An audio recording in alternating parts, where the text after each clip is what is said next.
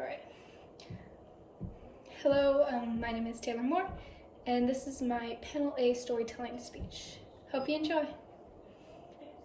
With obsession comes insanity, and when the signs of that insanity are brushed off as mere dramatics, the result is not pretty, as shown in Charlotte Gilman's The Yellow Wallpaper.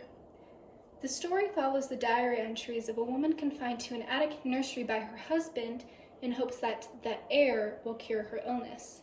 Instead, we watch as she falls further into her mind, becoming more and more convinced that there is something or someone behind the wallpaper. I'll let her tell the rest. Hurrah! Today is the last day, but it is enough. John is to stay in town tonight and won't be out until this evening. Jenny offered to sleep with me, the sly thing, but I told her I should undoubtedly rest better for the night, all alone. That was clever, for really, I wasn't alone one bit. As soon as it was moonlight and that poor thing began to crawl and shake the wallpaper, I got up and ran to help her. I pulled and she shook, I shook and she pulled, and before morning we had peeled off yards of that paper, a strip about as high as my head and half round the room. And then when the sun came up and that awful pattern began to laugh at me, I declared I would finish it today. Jenny looked at the walls in amazement, but I told her merrily I did it out of pure spite for the vicious thing. She laughed and said she wouldn't mind doing it herself, but I mustn't get tired. How she betrayed herself there. But I am here, and no one touches this paper but me, not alive. She tried to get me out of the room. It was too patent. But I told her it was so quiet and empty and clean now that I believed I would lie down again and try to sleep all I could, and not to wake me even for dinner. I would call when I woke. So now she is gone, and the servants are gone, and the things are gone, and there's nothing left but that great bedstead nailed down, and the canvas mattress we found on it. I quite enjoy the room now it is bare again, but I must get to work. I've locked the door and thrown the key down by the front steps. I don't want to get out, and I don't want anyone coming in until John comes. I want to astonish him. I've got a rope up here that even Jenny did not find. If that woman does get out and tries to get away, I can tie her.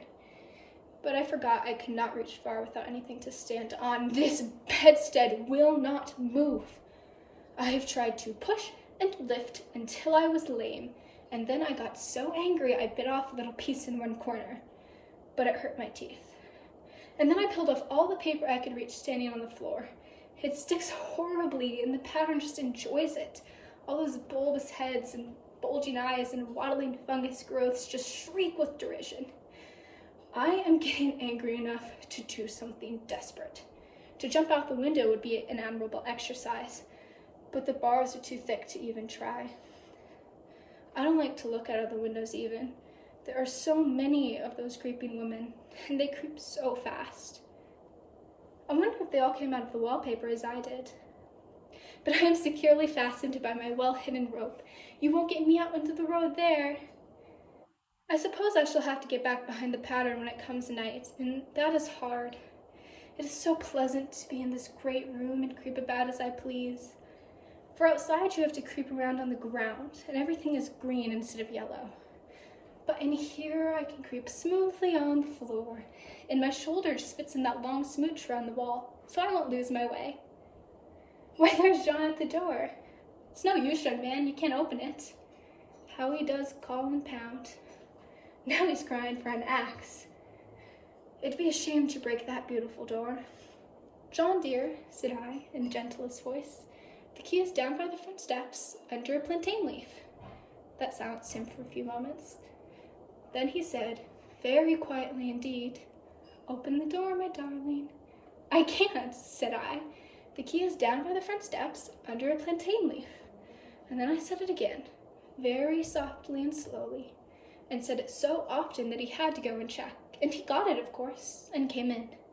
He stopped short by the door.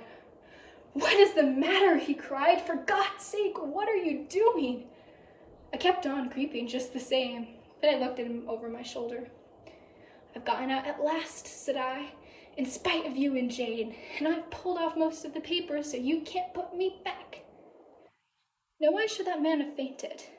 But he did, and right in my path by the door, so that I had to creep over him every time. Thank you.